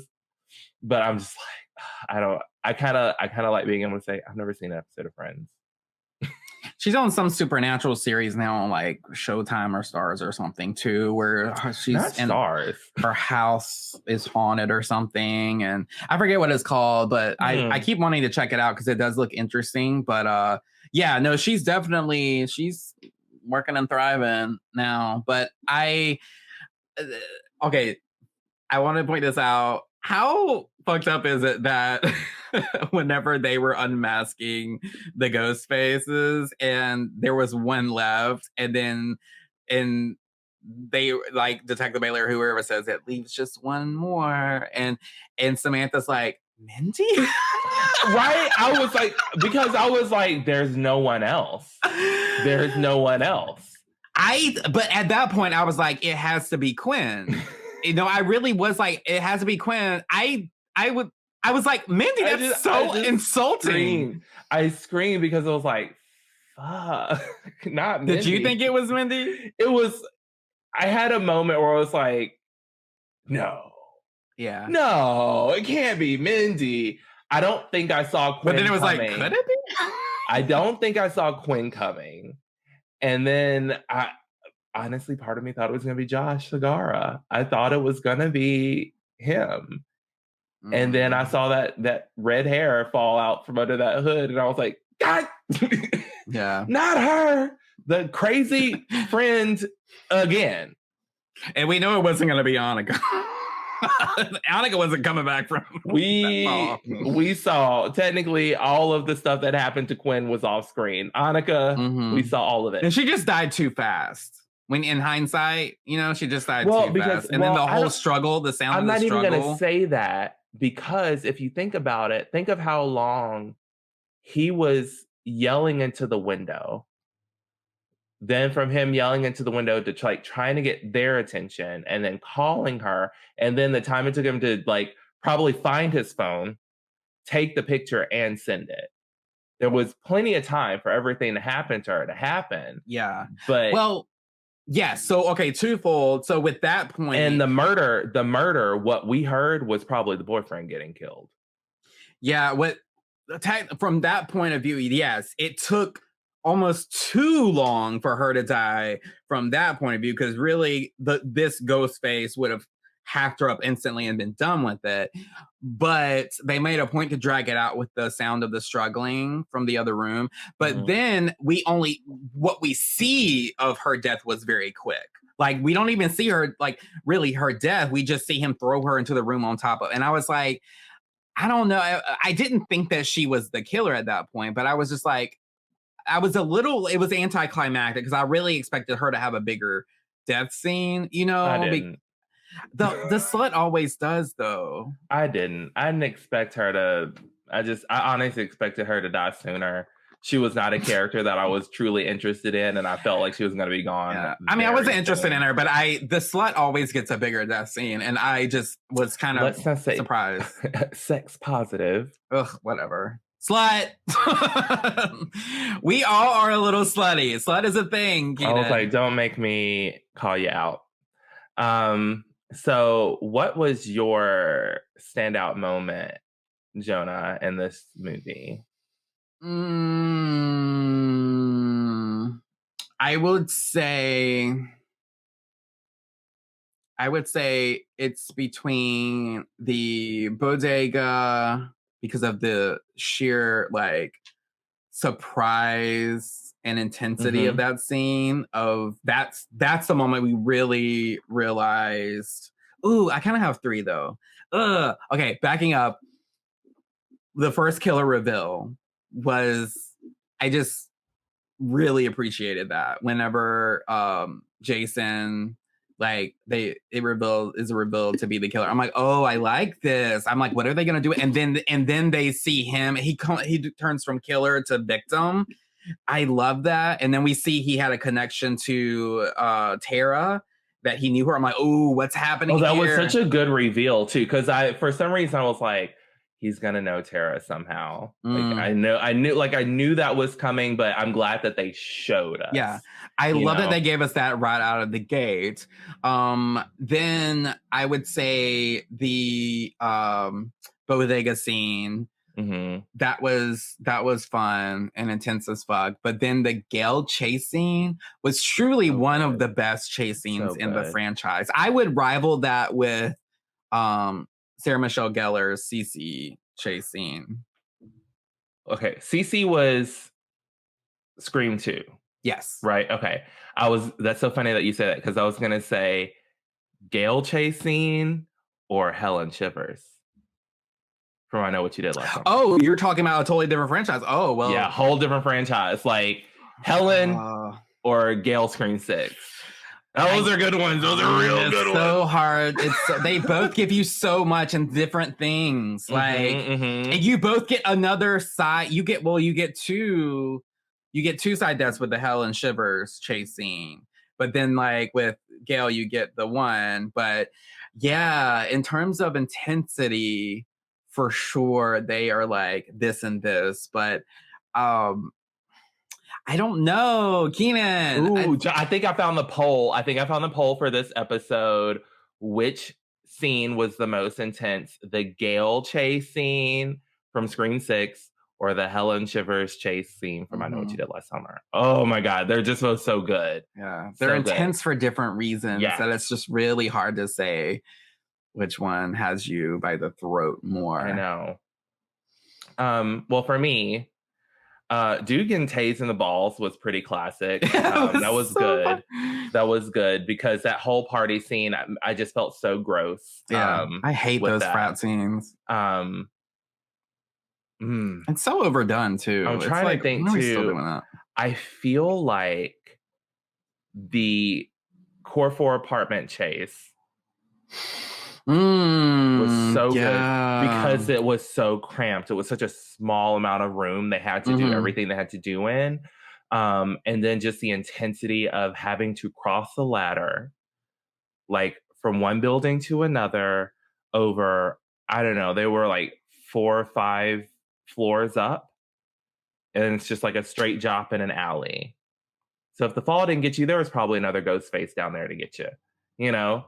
Ooh. So yeah, could you imagine like falling, breaking your legs, but still being thinking alive? You're getting away. And there's another ghost face on the other side of that would have dumpster. been fun to see. That would have been, yeah. Oh my God. Have you ever been in a New York City? You've been in a New York City apartment before, right? Yes. So like it's one of those things where if you've been in one, you know that feeling, because I've lived in one for a time when I was studying journalism at World Journalism Institute in New York in Manhattan, and the apartments in the Herald Towers apartments there were similar to that, where there are like rooms with like 2 doors, like, you know, and so it's like almost like a breezeway situation, and I was just picturing myself in that kind of layout where it's like, God, it's so small and like, you know, but there's multiple ways that you can get away, but multiple ways that you can get got. Oh, too. Yeah. Oh, like that Jack and Jill kind of bathroom situation. Yes. Yeah. That, because so they get into the room and they're like, oh, the bathroom.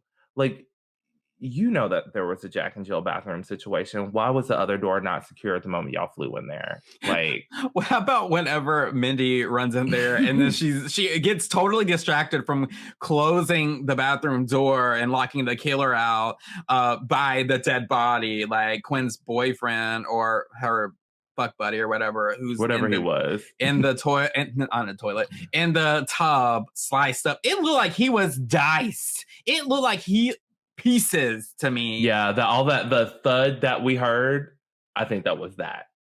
That's what I don't know. Heard. I kind of feel like maybe that was it. That had happened before. Well, I feel like we heard him getting poured out into the tub, like as if they brought the body in. Ooh. That's so wicked.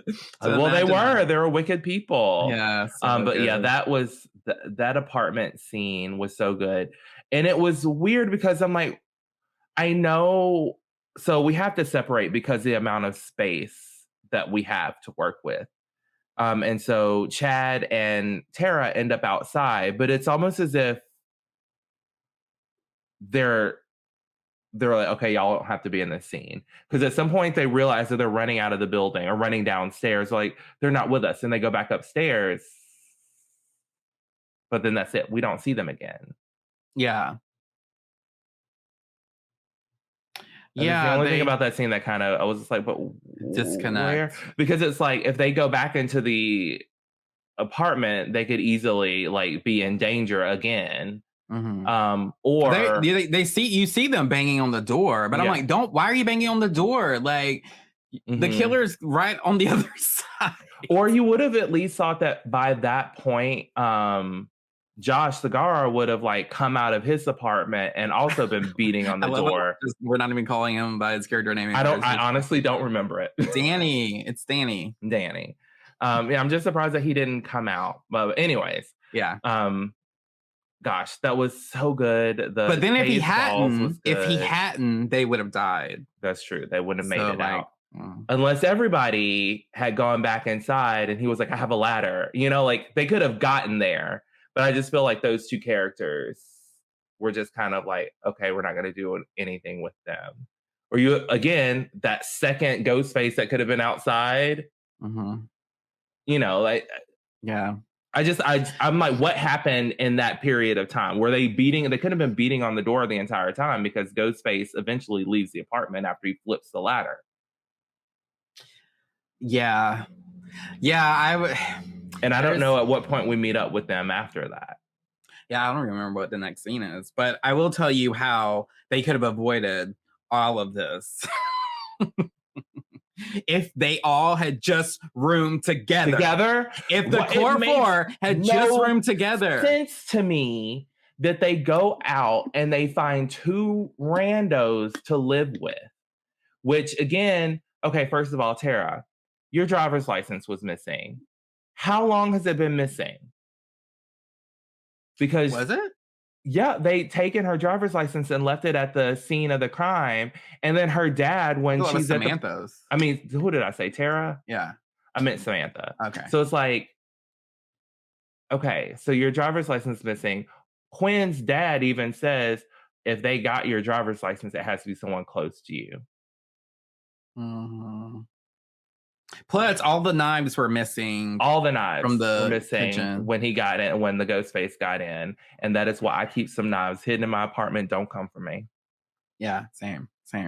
Except I did have one hidden in my office, and I pointed out earlier when we were starting the podcast, I can't find it now. If I can't get to a knife, I promise you there are some sharp-ass tweezers close by. And as they said on Buffy, as they said on Buffy, you'd be surprised what a stake through the heart could kill. Because she's like, I got a stake, and they're like, it's not a vampire. She's like, you'd be surprised what this can kill. Mm-hmm. And how about a sharp object? Period. Yeah, right. I don't know why they just didn't like room together. That they had, if the that made no sense to me. That made zero sense to me. Well, since we're going there, Jonah, let's talk about a few oopsies. Okay. So these oopsies come from our good friends at IMDb. And in the first one, Sam confesses to her therapist that killing Richie felt right. The therapist freaks out and says he's going to have to report this to the authorities. In fact, the only thing therapists are legally mandated to report are imminent and direct threats of violence. Mm-hmm. Homicidal ideation remains confidential, which I felt like when that happened, I was like, that doesn't seem right. Yeah, I was like, I just thought, what a shitty therapist. Like, he was so unprofessional. I felt like he shamed her, and she was just giving him what he been begging her to give, which was the fucking truth. Yeah. And it's just so, I'm like, she didn't say anything that problematic. I'm like, I may or may not have versed to my therapist homicidal ideations and stuff before, and they have not turned me in. So, yeah, I never said that I would do it. I maybe have said that I like to think had dreams that a sometimes. specifically violent thing happened to someone. I wouldn't do it. I don't think I'm smart enough to get away with murder. If it did, you would just stand by and let it happen and, find some satisfaction from it. And that I don't think is homicidal. No, I'm not putting my life in danger to save you from your exploding car. Yeah, and I already don't like you? Bye. I'll say something nice at your funeral. Ew, would you even? Because I wouldn't. No. I would sit in the back and cackle. No, I wouldn't do that. I just pictured you cackling. that right there. That bitch and then they're like, who the fuck is laughing at this person? No, you know what's really sad? Someone posted, so you're going to think I'm lame just for this. So my graduating class has a Facebook group, and someone posted that one of our classmates died, and I looked at their pictures, and two things came to mind. One, I was like, I have no recollection of this person. And then I immediately didn't care because there was a lot of pro-Trump stuff in her images. And I was like, but like I couldn't tell you who it was. So I said, I was like, I have no recollection of this person. And someone said, oh, this was her maiden name. And I haven't been bothered to look in the senior yearbook to see if I can remember who it was because of the Trump shit. I'm like, I don't care anymore.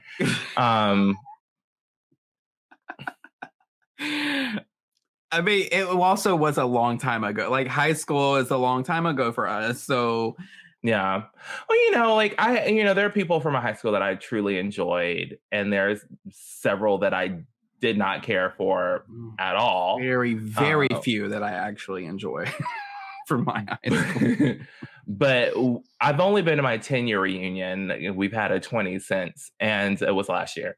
Wow. And my 10-year reunion, like, a lot of people knew who I was, and I was like, I don't remember who most of these people are.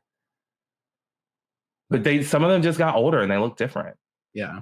Not different bad. They just look different. Right. And I still look like me. I may have like a few extra pounds. Well, actually, no, I'm thinner than I was in high school. But like I still have like all the like little like chubby cheeks and, eye stuff that I had then. Like you can look at it. Well, and, I have these bags and shit under my eyes. So like I always had them. I had like dark circles. It's just genetic. Everyone in my family has them. So yeah. Okay. So Sam is already a familiar character with, wow, That was wrong. Sam is already familiar with Kirby because she attended Woodsboro High as a freshman while Kirby was a senior, which would make Sam 26, as Kirby herself says she's 30. If that is the case, then given the 5-year gap between the Carpenter sisters, Tara would be 21, which doesn't gel with the fact that at the previous film, set 1 year before this one, had her and her friend group attending high school. So do we think they were held back?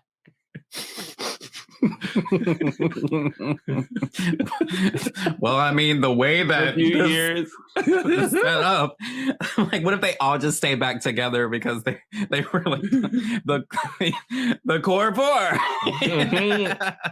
And the last one I mentioned earlier, and that is Sam realizes her gun is empty. So when she and Wayne, who's Detective Bailey, charge at each other, but he completely disregards the gun in his hand he had pointed at her while he was running.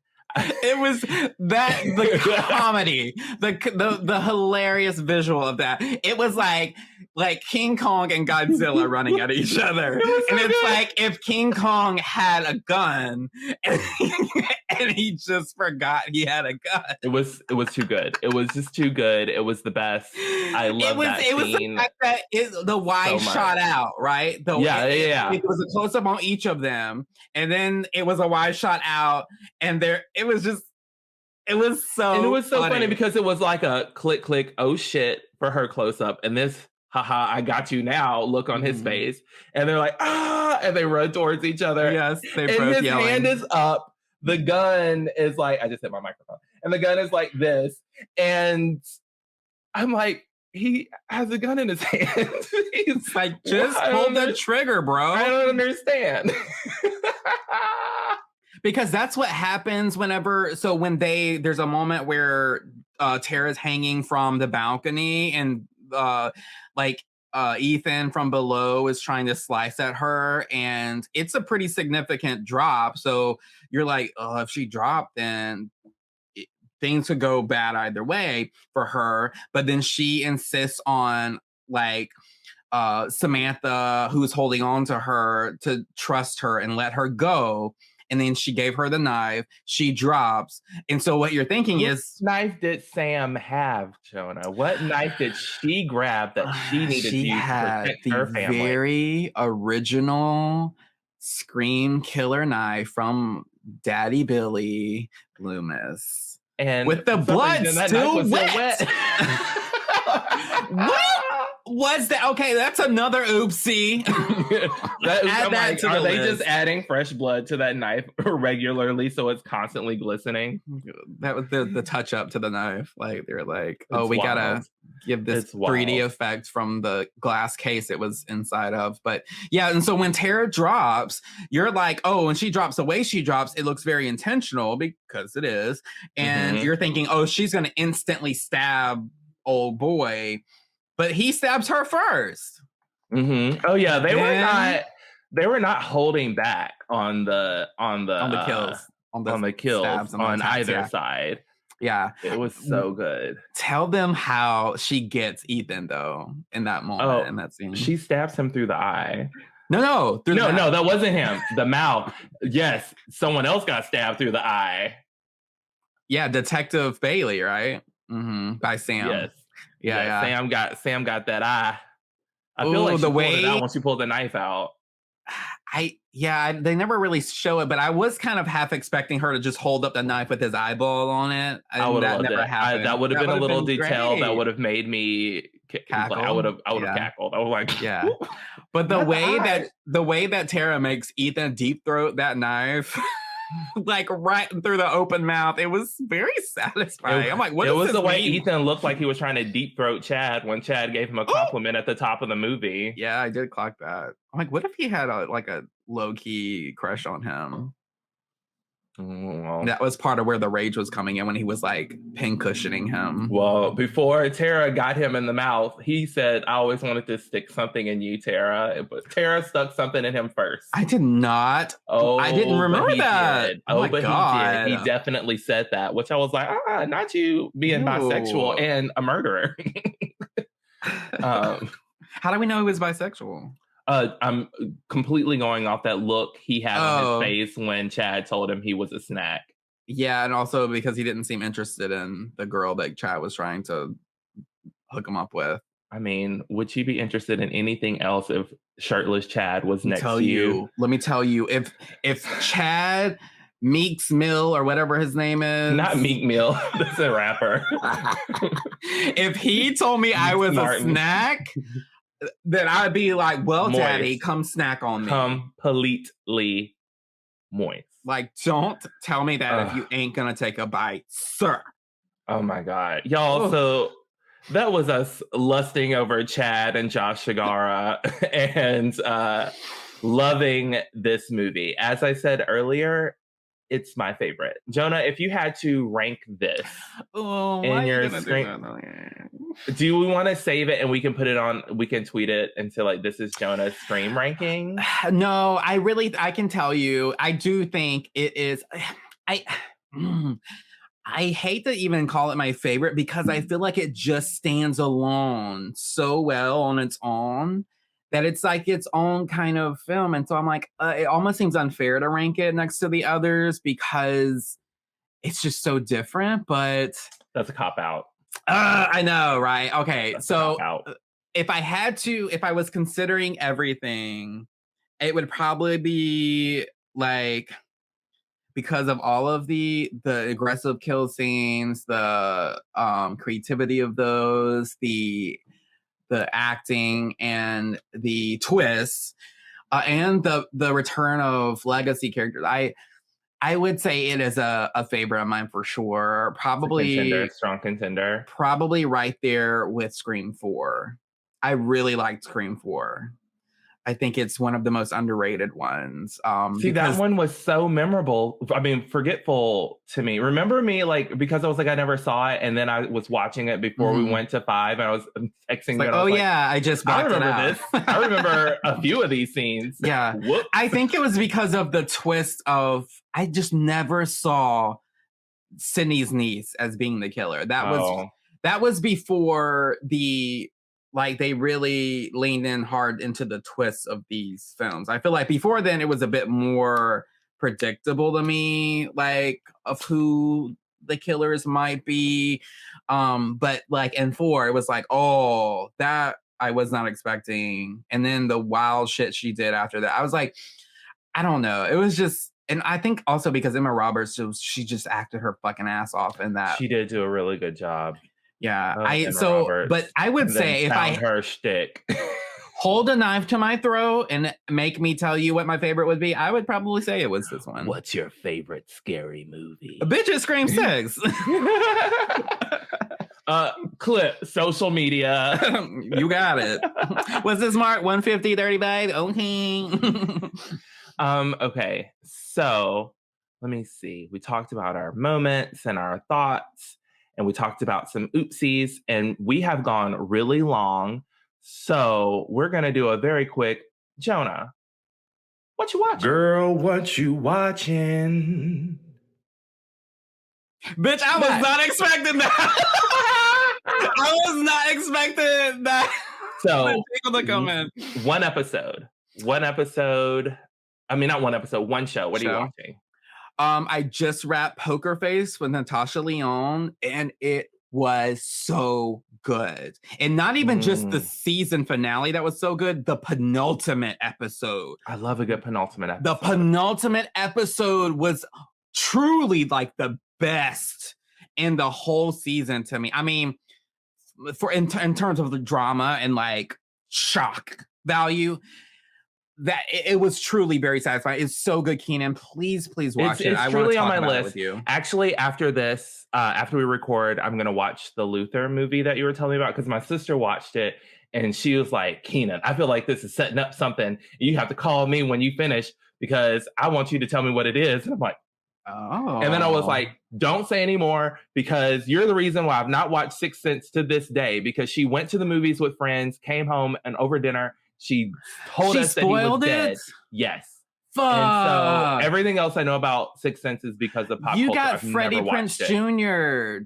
That's exactly what Freddie Prinze Jr. did to Sarah Michelle Gellar. She said that's why she doesn't go to watch movies with him anymore like that. Or was it the other way around? Did she do that? I think she did it to Freddie Prinze.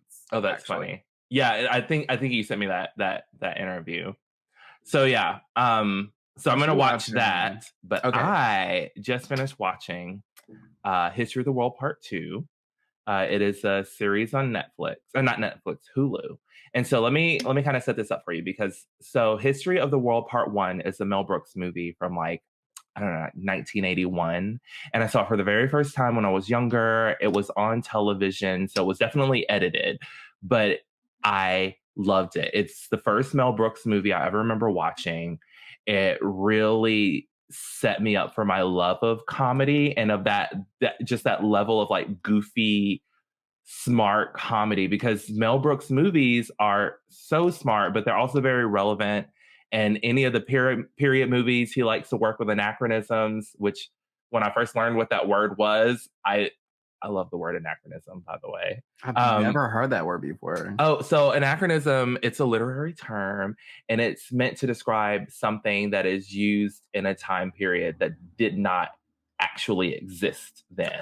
So like in some Shakespearean plays, he writes about like clocks, but it was before, like in some of the settings of those plays, it was like before these big clocks even were a thing. Or just like, I don't know, I'm trying to think of something. Maybe watching like a movie that is set in 2004 and they're using like an Apple iPhone or something like that. Things that you just know don't exist in that time period, but someone definitely has seen it. Those before. And so in History of the World Part 2, well, in Part 1, they're connected skits that go from like caveman era up through I'm trying to remember where they stop, probably like towards the end of like ancient Rome.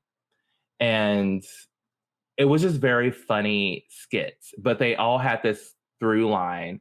Well, 40 years later, they create History of the World Part 2, and the cast is stacked. So Mel Brooks, who I did not know was still alive, so that made me very happy to know he was still around and he was a part of this. But we're talking Ike Barinholtz, Nick Kroll, Wanda Sykes, JB Smoove, all these comedians, Ronnie Chang, Marla Gibbs, Richard motherfucking Kind, like just so many people. And you know, Quinta Brunson is in it.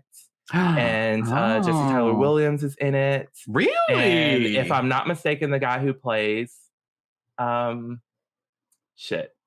what is his name on Insecure? He's Eggs in Vampire Blood, in True Blood, Vampire. Jay Ellis. Oh yeah. He played Lawrence on Insecure. Lawrence is in it. Lawrence is Jesus. He's Black Jesus. Of course he is. He fits it. It's just such a good, and it's just stupid funny. Okay, so this is a comedy. It's a comedy. Okay. It's like 7 or 8 episodes. They are like thinking 22, this was a drama the whole time. No. So do you know who Mel Brooks is? Are you familiar with any of his work? I am, but like I don't remember what all of his. I know he has a lot of iconic Robin Hood Men in Tights, Dracula Dead and Loving It, Spaceballs. Yeah, those are my kind of movies, though. So those are mine. Those are the things that I grew up loving. Yeah, I know. Loving. It's very much your style. I love Dracula Dead and Loving It, but History of the World Part 1 is probably my favorite movie of all time. Like, it's just, wow. Yeah, I really had to sit with this throughout the week because I was like, is this my favorite? I truly love it. The clip that I posted on TikTok that I was like, nobody's watching this, but it was like just another night on the apps insulating on no, yes. Yeah, no. I don't think I saw it. I'll send you. Yeah, you did because you laughed. But I'll send you the clip and be like, this is from History of the World Part 1. Like, this is a skit. Oh, yes. Okay, yes. Yeah. I do remember that. So yeah, I did. So they finally made a sequel, and I was like, I've truly been waiting for Part 2 ever since I saw Part 1 on TV. And here it is. We finally have it, and it's there. It's stupid funny. There's a bunch of different skits. So they do something with like with the Civil War. They have something with like Jesus time. They do like different Jesus stories. And the last one before he's killed is called the Last Supper Sessions. And it's like him and the people who are playing the apostles all have like very Beatles style accents. And they're sitting around like doing like versions of Beatles songs that are very much as if they were sermons of Jesus. Get the fuck out. It's just so funny. And like Zazie Beetz as Mary Magdalene comes in and she's supposed to be the Yoko Ono of the group. It's just oh my god, so funny. And I want to say Richard Kind as Peter. It's just like, I also enjoy Nick Kind, like Richard Kind. I just enjoyed Richard Kind so much. It has been a delight to spend the week watching it. And I want to say it started last week and they just basically aired an episode every night until it was done. Well, that's fun. Yeah. I was that's like, generous. I know. I really enjoyed it. It was stupid funny. It was a way to escape from the day and just laugh before I went to bed. And so if y'all like just stupid funny stuff, go watch History of the World Part 2. And there's probably going to be a season 2, fingers crossed. I don't know. I haven't looked into it. But I mean, Wanda Sykes, y'all. Enough said. Go. I love Wanda Sykes. Me too. Also, one of the guys from Reservation Dogs is in it. He played like the res cop, who was very funny. So it's like, God, this is just such a good cast. Yeah, it sounds like it. So y'all give it a watch, and we're gonna run through all the things because we're about to hit 2 hours. So, well, it is our season finale. Geez, season finale. We've been cranking them out. Yeah, and it's also weird too because we're like recording 2 episodes in advance, basically. Mm-hmm. And sometimes we get a little like confused on which episode's about to come out, and I get so frustrated. I don't know why I get frustrated. I get so frustrated. I'm like, we're doing too much.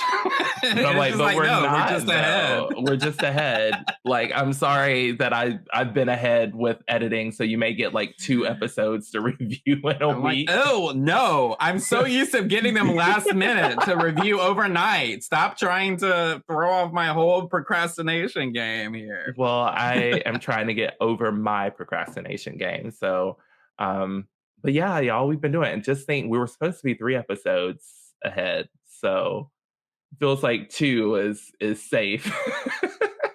Yeah. Wow. Well, y'all, it's been fun. We've covered such a variety of shows and talked about all sorts of things. And we would love to know what your favorite has been of the season. Like which episode of ours has been your favorite? Which content selection has been your favorite? Did you like 1 or 2 of the cancel casts the most, or did you like when we covered like Quantumania or Scream? Maybe this is your favorite.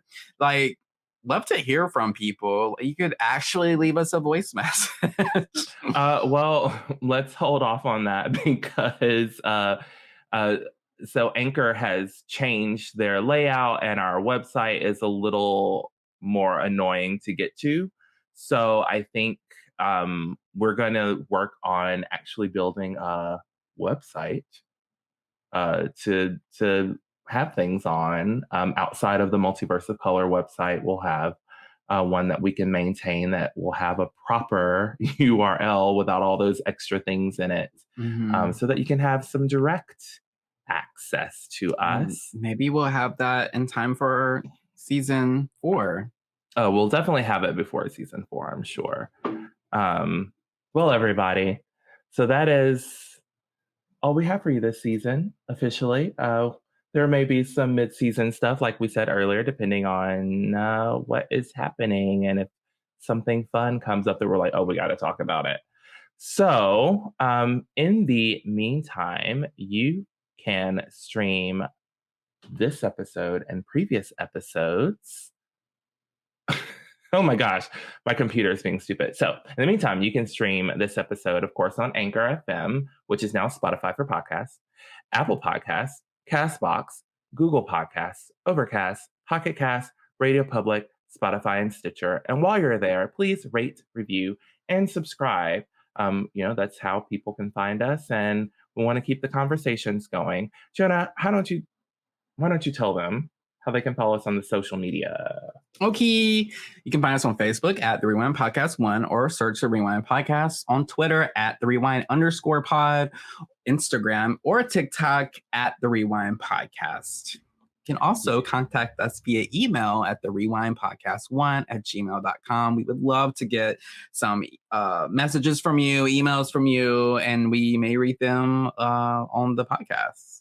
Yeah. Keenan, hit them with your socials. Well, first, I just want to remind everyone that we are part of the Multiverse of Color family, and you can visit multiverseofcolor.com for all sorts of contents on many other pods and backlogs of their blogs, and it's just a lot of great content that you will find there. So check out Multiverse of Color.